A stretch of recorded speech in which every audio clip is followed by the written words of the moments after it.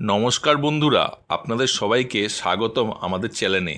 আপনি কি জানেন, মা মনসার আশীর্বাদ পেলে জীবনে অনেক বড় বিপদ সহজেই কেটে যায়।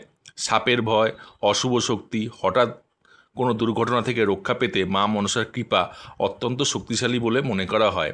আজকে এই ভিডিওতে আমি আপনাদের বলবো কিভাবে খুব সহজে কয়েকটি নিয়ম মেনে চললে আপনি মা মনসার আশীর্বাদ পেতে পারেন। ভিডিওটি শেষ পর্যন্ত অবশ্যই দেখবেন, কারণ শেষের উপায়টি আপনার ভাগ্য বদলে দিতে পারে।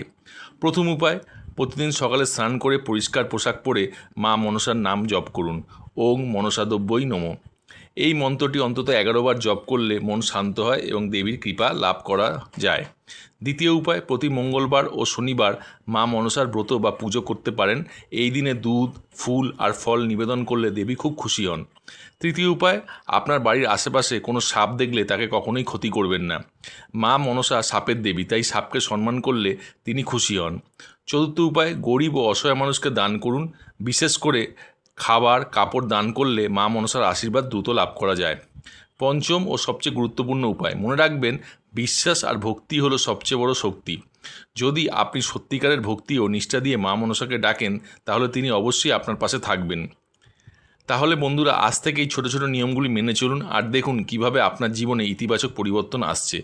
ভিডিওটি ভালো লাগলে লাইক, শেয়ার এবং সাবস্ক্রাইব করতে ভুলবেন না। আর কমেন্টে লিখে জানাবেন আপনারা কারা কারা মা মনসার ভক্ত। তাই সবাই ভালো থাকুন। ধন্যবাদ।